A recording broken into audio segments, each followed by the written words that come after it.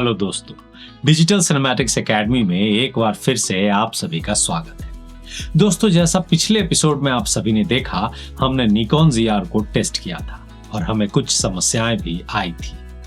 अब हमारे सामने ये सवाल उठता था कि हम अपने रिव्यूज में आनन फानन में जो मिला वो आपको बता दें या एक बार फिर से सारे पॉइंट्स चेक कर लें। तो दोस्तों, हमने ये फैसला किया कि हम इस मुद्दे की गंभीरता को देखते हुए निकॉन से मदद मांगेंगे और उसके बाद जब हम आश्वस्त हो जाएंगे तभी आपको पूरा रिव्यू देंगे। तो चलिए अब आगे बढ़ते हैं। आपको निकॉन ZR का डिटेल रिव्यू दें, पर उससे पहले प्लीज नीचे जाकर हमारे चैनल को सब्सक्राइब कर लें और बेल आइकन को भी प्रेस कर दें ताकि आपको हमारे अपडेट सही समय पर मिल सके। निकॉन ZR, जिसकी बॉडी मात्र 1,80,000 में मार्केट में उपलब्ध है, अपने सेगमेंट में एक अनूठा कैमरा है। इसमें कुछ जबरदस्त फीचर्स हैं तो कुछ ऐसे भी फीचर्स हैं जिन्हें सुधार की आवश्यकता है। तो आइए एक एक करके इसके सभी पहलुओं को देखें। सबसे पहले बात करते हैं इसकी बॉडी और इसके एर्गोनॉमिक्स की।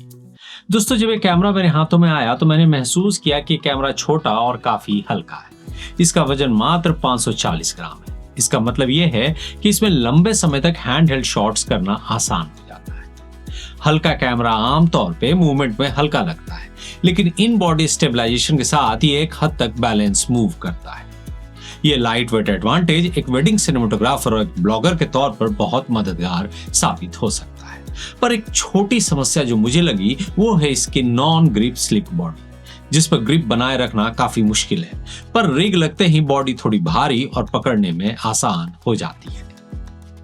इसके एर्गोनॉमिक्स में जो एक चीज मुझे अजीब लगी वो है इसकी बॉडी पर कम बटन। किसी भी सिनेमा कैमरे में एक्शन बेस्ड बटन्स होते हैं जिनसे काम करने में काफी आसानी होती है। ऊपर के 3 कस्टम बटन रखने का फैसला अच्छा था, पर कुछ और बटन्स देते तो काफी आसानी होती। दोस्तों, समस्या ये है कि छोटे से छोटे काम के लिए भी मुझे मेन्यू के अंदर जाकर काफी बदलाव करने पड़ते हैं, जो किसी सिनेमा कैमरा में नहीं होने चाहिए। अब यहाँ सामने रिकॉर्ड बटन और स्क्रॉल व्हील है। पीछे एक दूसरा स्क्रॉल व्हील है जो मेरे एफ स्टॉप और शटर को कंट्रोल करता है। ऊपर मेन रिकॉर्ड बटन है, zoom rocker, photo video toggle mode, 3 isolated button, hot shoe, power button और साइड में 3.5 mm का माइक्रोफोन इन और हेडफोन जैक, माइक्रो HDMI और USB पोर्ट भी है। अब आपको एक समस्या ये लगेगी कि इसमें उन्होंने माइक्रो HDMI पोर्ट दिया है और ये बात सच में काफी लोगों को पसंद नहीं आती है। फिर भी अगर आप सोच रहे हैं कि सिनेमा कैमरा में माइक्रो HDMI, तो इसका भी एक समाधान है कि आप micro to full HDMI converter लगा लें। इसके अलावा शायद ही आपको इस पर एक्सटर्नल मॉनिटर जोड़ने की जरूरत पड़े, क्योंकि इसका 4 इंच का मॉनिटर अपने आप में सफिशिएंट है। फोटो वीडियो सिलेक्टर बटन काफी आसान और उपयोगी है। निकॉन ZR का मीडिया कार्ड स्लॉट नीचे बैटरी कंपार्टमेंट के साथ दिया हुआ है, जो CF एक्सप्रेस टाइप B और एक माइक्रो SD कार्ड लेता है। अब समस्या यह है कि अगर आपको माइक्रो SD कार्ड निकालनी हो तो पूरी बैटरी निकालनी पड़ती है, और कहीं शूटिंग के बीच में CF कार्ड बदलना हो तो कैमरे को ट्राइपॉड से निकालना पड़ता है। मेरे विचार से अगर कैमरे के साइड में ये मीडिया कंपार्टमेंट होता तो ये काम काफी आसान हो जाता। निकॉन ZR के पीछे एक जॉयस्टिक है जो बहुत छोटा और मेनू नेविगेट करते समय अक्सर मिस क्लिक होता है। मुझे आसानी टच स्क्रीन में होती है, इसलिए मैं जॉयस्टिक का इस्तेमाल नहीं कर रहा हूँ। ये मेनू और मीडिया बटन है, आप स्क्रीन से यहाँ भी आ सकते हो। इसके अलावा इस कैमरे का सबसे प्लस पॉइंट है इसका यह शानदार 4 इंच मॉनिटर, जिसमें 3 मिलियन डॉट्स है और 1000 निट्स ब्राइटनेस के साथ DCI-P3 कलर कवरेज भी देता है। रिजल्ट ऐसा कि मैं अपने एक्सटर्नल मॉनिटर निंजा अटमॉस को लगभग भूल गया। ये दिन की कड़ी रोशनी में भी बिल्कुल क्लियर दिखता है। मेरी समझ से सोनी और कैनन को ये देखना चाहिए और निकॉन से कुछ सीखना चाहिए। मुझे रिकॉर्ड बटन के चारों ओर जूम रॉकर पसंद आया। इसे power zoom, high res zoom और फोकस चेक जूम के लिए सेट किया जा सकता है। पावर बटन थोड़ा खिलौने जैसा है, लेकिन ये बहुत तेजी से बूट होता है। इतनी तेजी से मैंने बहुत कम कैमरों को बूट होते देखा है। अब बात करते हैं रिकॉर्डिंग फॉर्मेट और वीडियो क्वालिटी की। दोस्तों, निकॉन ZR एक फुल फ्रेम 6K कैमरा है, पर इसमें ओपन गेट नहीं है। रिजोल्यूशन की बात करें तो ये 6K, 4K और HD रिकॉर्डिंग की सुविधा देता है, और वो भी 24 से 200 FPS तक। इसके अलावा इसमें शटर स्पीड के साथ साथ शटर एंगल भी दिया गया है, जिससे हम 180 डिग्री एंगल रखकर फिल्मी मोशन अचीव कर सकते हैं। यहाँ फुल फ्रेम सेंसर पर 12 bit NRAW, ProRes RAW, 10 bit ProRes 422 HQ और H265 दिया गया है। लेकिन जो सबसे रोचक चीज है वो है R3DNE यानी रेड रॉ, वो भी 6K 60p बिना क्रॉप के। जैसा आप सभी जानते हैं, यही इसका मुख्य आकर्षण है। ये रेड का नया रॉ कोडेक है जो निकॉन कैमरों को रेड के R30 फॉर्मेट में शूट करने की सुविधा देता है। अब आप ज्यादा खुश मत होइए, क्योंकि हमारे 256 GB के CF Express B कार्ड में 6 के रेड रॉ सिर्फ 12 से 13 मिनट रिकॉर्ड करता है। मेरा मानना है कि अगर निकॉन ने इस कैमरे में SSD रिकॉर्डिंग की सुविधा दे दी होती, जैसे ल्यूमैक्स और ब्लैकमैजिक जैसी कंपनियों ने दिया है, तो यह समस्या समाप्त हो सकती थी। क्योंकि एक टीवी का SSD 8 से 10 हजार में आता है। इसका मतलब 50 मिनट का रेड रॉ रिकॉर्ड कर पाएंगे आप एक टीवी के हार्ड डिस्क में आसानी से। मतलब आधी कीमत पर आपका काम चल सकता है। लेकिन जब आप रेड रॉ का रिजल्ट देखेंगे तो आप तुरंत समझ जाएंगे कि इसका डायनामिक रेंज कितना इफेक्टिव है। आप इन रॉ विजुअल्स को देखिए, अब इसके एडिटेड वर्जन को भी देखिए, अंतर आपको साफ पता चलेगा। दोस्तों, ये रॉ का ही फायदा है कि आप हाई डायनामिक रेंज के साथ पोस्ट में white balance, ISO, colour, temperature इत्यादि आराम से बदल सकते हैं, जैसे शूट करते वक्त कैमरे में करते हैं। अब बात करते हैं निकॉन रॉ की। अगर आप नेटिव निकॉन रॉ को रेड रॉ से कमतर आंकने की भूल कर रहे हैं तो आप गलत कर रहे हैं। आप इन रिजल्ट्स को देखिए, पर स्पेस की समस्या यहाँ भी वही के वही है। ये रेड रॉ जैसा ही एक टीवी कार्ड में 45 मिनट का ही रिकॉर्ड कर पाता है। खैर, मुझे ये एन रॉ भी बहुत अच्छा लगा और बेहतर भी लगा। रेड रॉ के साथ कंपैरिजन के लिए हमने ये दो शॉट्स लिए हैं, एक एन रॉ है और दूसरा रेड रॉ। अब दोनों को एक ही स्टाइल में ग्रेड करते हैं। रेड रॉ स्किन को थोड़ा बेहतर टोन देता है, लेकिन इसके अलावा एन रॉ भी कमाल का सैचुरेटेड कलर देता है।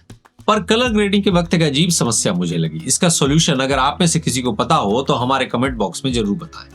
DaVinci Resolve में जब हम रॉ सेटिंग्स में जाते हैं तो हम रेड रॉ में बहुत कुछ चेंज नहीं कर पाते हैं, पर निकॉन रॉ में काफी फ्लेक्सिबिलिटी दिखती है। बी रॉ और ProRes रॉ जैसे आप हर डिटेल्स को आराम से बदल सकते हैं। अब अगर ProRes रॉ की बात करें तो 6K ProRes raw 256 GB CF Express card में सिर्फ 4 मिनट ही रिकॉर्ड कर पाता है। मतलब फिर एक टीवी में 16 मिनट ही रिकॉर्ड होगा। दोस्तों, ये देखने के बाद मेरी हिम्मत नहीं हुई कि मैं इस फॉर्मेट को रिकॉर्ड करूं। हाँ, रॉ फाइल के बारे में एक बात आपको समझनी होगी कि ये रॉ फाइल सभी के लिए नहीं। यहां तक कि सोनी FX सीरीज जो एक सिनेमा सीरीज है, वो भी इन बॉडी रॉ इसलिए नहीं देते हैं क्योंकि स्पेस मैनेजमेंट में दिक्कत हो सकती है।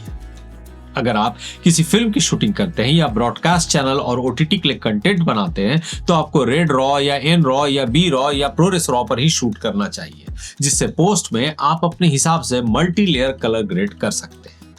लेकिन अच्छी बात यह है कि अगर आप कंटेंट क्रिएटर हैं, एक वेडिंग सिनेमेटोग्राफर हैं, एक ब्लॉगर हैं या एक डॉक्यूमेंट्री फिल्म मेकर हैं, तो आपको इस कैमरे के स्पेस मैनेजमेंट में कोई दिक्कत नहीं होने वाली, क्योंकि आप इस्तेमाल करेंगे codec H.265 10 bit with 422 colour depth, जो किसी भी कोडेक से कोई कम नहीं है। दोस्तों, normal 6K H.265 10 bit N-log हमारे 256 GB CF Express कार्ड में लगभग 50 मिनट तक रिकॉर्ड कर सकता है और एक टीवी में लगभग 4 घंटे तक का डेटा आएगा। मतलब एक कार्ड और आपकी सारी चिंताओं का अंत। अगर आप जल्दी से एडिट करके क्लाइंट को रिजल्ट देना चाहते हैं तो इसके लिए आप H.265 नेटिव कलर पर शूट कर सकते हैं, या फिर इन सब के अलावा H.265 एन-लॉग पर भी शूट करके Rec. 709 कन्वर्ट करके दे सकते हैं। क्लाइंट खुश ही रहेगा। अब आप इन फुटेज को देखें, हमने सिर्फ Rec. 709 कन्वर्ट किया और रिजल्ट आपके सामने। लेकिन भूल कर भी H.265 8 बिट में शूट मत कीजिएगा। इसकी परफॉर्मेंस इतनी खराब है कि आपको कलर ग्रेडिंग में कई पैच दिखेंगे, जैसे यहां देखिए। दोस्तों, आपकी सहूलियत के लिए बता दूं कि 8 बिट वीडियो में लगभग 1.6 करोड़ यानी 16.7 मिलियन कलर्स होते हैं, जबकि वहीं 10 बिट वीडियो में 1 अरब यानी 1.07 बिलियन कलर आते हैं। यह अंतर RGB चैनल्स यानी रेड, ग्रीन और ब्लू कलर के अपने लेवल्स के कारण होता है, क्योंकि 8 बिट में पर चैनल 256 कलर होते हैं, पर 10 बिट में पर चैनल 1024 कलर होते हैं। इसलिए मैं हमेशा कहता हूं कि आप कोई भी नया कैमरा लीजिए तो ये जरूर चेक कर लीजिए कि वो 10 बिट है या नहीं। अब चलिए दोस्तों, इसके ऑटो फोकस के बारे में बात करते हैं। पर एक बात मैं आपको बता दूं कि मैं सोनी और कैनन यूजर हूं। मुझे निकॉन की फोकसिंग टेक्निक के बारे में ज्यादा कुछ पता नहीं था। इस कैमरे में एक ऐसी समस्या हुई जो पूरी रात मुझे परेशान करती रही। दरअसल टेस्ट शूट करते वक्त मुझे फोकस में काफी इशू आई और मैं उसे सॉल्व नहीं कर पाया, जिसमें ऑटो फोकस एक अजीब बिहेव करता था। आप ये देखिए, पहले दिन का शूट है जो मैंने किया था। ये फोकस AFC पर लिया क्योंकि हम सोनी में यही करते हैं। यहाँ पॉइंटर मुझे पॉइंट तो कर रहा है पर फोकस ऑटोमेटिकली नहीं ले रहा है। फिर मैंने AFF पर शूट किया। यहाँ पर फोकस तो होने लगा पर फ्रेम के इन दोनों साइड्स में ऑटो फोकस मिस कर रहा। मुझे याद आया कि जब मैं आउटडोर पर कुछ लोगों को रैंडम शूट कर रहा था तो भी ये समस्या आई थी, फोकस हंट करता था। मैंने निकॉन को फोन किया तो उन्होंने मुझे अगले दिन के लिए एक स्पेशलिस्ट भेजा। फिर उन्होंने AFF मेनू पर अंदर जाके फोकस ट्रैक बटन को क्लिक किया। फिर ऑटो फोकस ट्रैकिंग सेंसिटिविटी को इंक्रीज करके फोकस स्पीड टाइम को घटा दिया। दोस्तों, इसके बाद सरप्राइजिंगली कैमरा सब्जेक्ट को हर कोने में ट्रैक करने लगा। स्क्रीन से बाहर निकलने के बाद वो तुरंत वापस आने पर भी फोकस विद इन सेकेंड्स आपको ट्रैक करने लगता है। फिर सिनेमैटिक फोकस शिफ्टिंग के लिए उन्होंने फोकस ट्रैकिंग सेंसिटिविटी को कम कर दिया और साथ में AF स्पीड को भी कम कर दिया। उसके बाद फोकस बहुत स्मूथ और स्लो होने लगा। फिर ट्रैक शॉट इस्तेमाल किया, वो भी मल्टीपल सब्जेक्ट्स के साथ। रिजल्ट आपके सामने है।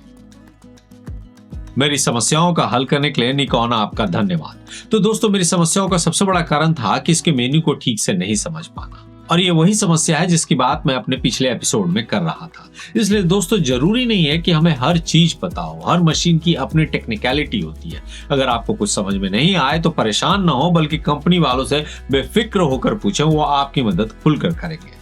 अब मैं खुल के कह सकता हूं कि ऑटो फोकस में मुझे कोई समस्या नहीं आई, पर याद रखें, अगर आप सोनी के फोकस सिस्टम से इसकी तुलना करेंगे तो आपको थोड़ी निराशा होगी। मेरे हिसाब से आप सेल्फ शूट में थोड़ा ध्यान रखें और एक बार सारे सेटिंग्स चेक कर लें और स्क्रीन पर खुद को ट्रैक क्लिक करके बेहतर काम निकाल लें। चलिए अब इसका ISO और लो लाइट परफॉर्मेंस टेस्ट करते हैं। मैंने दोस्तों इसका लक्स टेस्ट भी किया। इसका मतलब एक मोमबत्ती की रोशनी में ये कैसा बिहेव करता है, कितना फोकस करता है और कितना क्लियर दिखता है। आप देखिए कैमरा 1 लक्स में ही किस तरह से रिएक्ट करता है।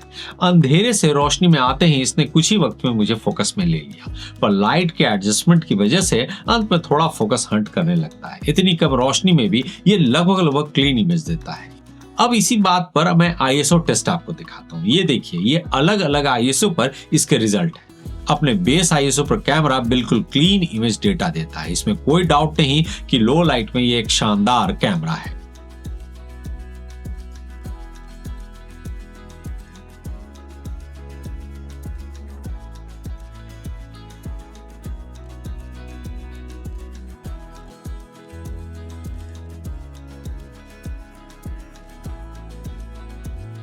अब बारी आती है इसके IBIS यानी इन बॉडी स्टेबलाइजेशन टेस्ट की। हमने मूविंग शॉट्स ट्राई करके देखा, कैमरा ठीक ठाक स्टेबल है और फोकस इंटैक्ट था, जिससे सब्जेक्ट एकदम शार्प और क्लियर है। आप देखिए, मैं यहाँ हैंड हेल्ड अपने सब्जेक्ट को ट्रैक कर रहा हूँ और रिजल्ट जो आया है वो आपके सामने रख दिया। फिर मैंने इसका एक्टिव इमेज स्टेबलाइजेशन यानी इलेक्ट्रॉनिक VR को ऑन किया और फिर से शूट किया। रिजल्ट ये रहा।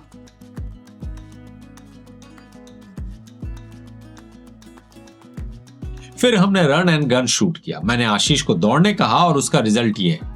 दोस्तों, इन सब कामों के लिए गिम्बल का इस्तेमाल करना चाहिए। मैंने यूं ही टेस्ट करके आपको दिखा दिया। दोस्तों, अगर आप लोग इस कैमरे से इससे बेहतर IBIS का इस्तेमाल कर पाते हो तो मुझे जरूर रिजल्ट से रूबरू कराइए। मैं भी देखना और सीखना चाहूंगा। अब हम डे एंड नाइट लाइट के कलर और बोखे को टेस्ट करते हैं। मैंने डे लाइट में कुछ बाइक्स की शॉट ली। N-Log H265 पर रेजोल्यूशन आउटस्टैंडिंग था। हमारी एक मित्र हैं जो काफी अच्छी बुक एनालिस्ट हैं। हमने उनके कुछ रील्स भी शूट किए, वो भी 120 FPS पर। रिजल्ट फिर से आउटस्टैंडिंग था। लॉग और उसका रेक 709 रिजल्ट आप देखिए, ये बिल्कुल शानदार है। दोस्तों, कई लोगों ने निकॉन के कलर साइंस पर सवाल पूछे। मैं आपसे ये बता देना चाहता हूं कि हर कैमरे की अपनी एक कलर साइंस होती है और निकॉन की कलर शुरू से पंची और कॉन्ट्रास्ट के साथ साथ रिच भी है, जो काफी सुंदर दिखता है। लेकिन हो सकता है आपको सोनी या कैनन के कलर पसंद हो, तो सिर्फ पर्सन टू पर्सन ये चॉइस डिपेंड करता है। अगर आपको एडिट नहीं करना है तो मेरे हिसाब से निकॉन से बेहतर इमेज क्वालिटी किसी की नहीं है। Click and deliver. खैर, अब आगे बढ़ते हैं। दोस्तों, फिर शाम में हमने थोड़े उजाले और फिर शाम देर का सीन शूट किया। इस बार मैंने रेड रॉ पर शूट किया और रिजल्ट मुझे बहुत इंप्रेस कर गया। रिजल्ट डे और नाइट की एम्बियंस लाइट दोनों में इतना अच्छा आया कि मैं क्या कहूं। स्किन टोन देखिए और पीछे आया बोखे भी।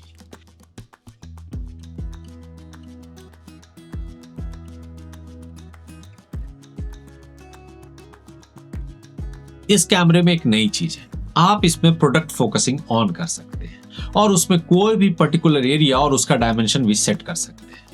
यानी आप सेल्फी में हो या फिर कोई शूट कर रहे हो, अगर आप उस फोकस एरिया के अंदर हैं तो बाकी स्क्रीन पर कोई भी हलचल हो रही हो फोकस शिफ्ट नहीं करेगा और ना ही फोकस हंट करेगा। ये फोकसिंग मेथड एक रेवोल्यूशनरी चीज है। उसको जानने के बाद मैंने एक बार भी फोकस मिस नहीं किया। आप देखिए शॉट में इस पास्ता के बगल में कुछ भी मोशन हो रहा है पर फोकस शिफ्ट नहीं करेगा। उसी तरह वेडिंग में भी आप चाहें तो अपने सब्जेक्ट को हमेशा फोकस में रख सकते हैं, पर इसमें ट्रैकिंग ऑन नहीं होता है। अब रात में मैंने सेल्फ ड्राइव शूट किया, हालांकि ये H.265 8 बिट पर शूट किया। रिजल्ट आपके सामने है और कैमरा लगभग स्टेबलाइज है जबकि कार चल रही है। अब थर्ड पार्टी लेंस की बात करते हैं। दोस्तों, हमने निकॉन ZR को फोल्सी का मैनुअल EF लेंस अडेप्टर लगाकर सैमयंग के सिने लेंस के साथ टेस्ट किया। एक सिनेमा कैमरे के तौर पर इसका रिजल्ट बहुत शानदार था, पर मैंने किसी AF अडेप्टर का यूज नहीं किया। इसके कारण मैं थर्ड पार्टी AF के बारे में आपको नहीं बता पाऊंगा, लेकिन सिनेमा लेंस लगाने के बाद ये सिनेमा कैमरा एकदम सिनेमैटिक रिजल्ट देता है, आप खुद देख सकते हैं। अब बात करते हैं इसके ऑडियो क्वालिटी। दोस्तों, मैं आपको बता दूं कि ZR 32 bit float audio record कर सकता है। वर्तमान में यह सुविधा केवल और केवल Lumix S12 ही दे रहा है। 32 बिट फ्लोट ऑडियो के लिए बिल्ट इन माइक और 3.5 mm जैक दोनों काम करते हैं। 32 बिट ऑडियो रिकॉर्ड करना लगभग वैसा ही है जैसा इमेज रॉ में शूट करना। ये आपको बेहद बड़ा डायनामिक रेंज देता है। जैसे अगर गेन गलत सेट भी कर लिया गया हो तो पोस्ट में लेवल नॉर्मलाइज करके सही कर सकते हैं, क्रैक नहीं आएगा। टॉप पर मल्टीफेरस हॉट शू है जिसके साथ XLR टॉप हैंडल नहीं मिलता है जैसा सोनी FX सीरीज और कैनन C50 पे, लेकिन शायद निकॉन ने अलग से कोई हैंडल निकाला हो तो मैंने अभी तक नहीं देखा है। इसके अलावा इस कैमरे में ओजो यानी OZO ऑडियो भी है 5 पैटर्न के साथ।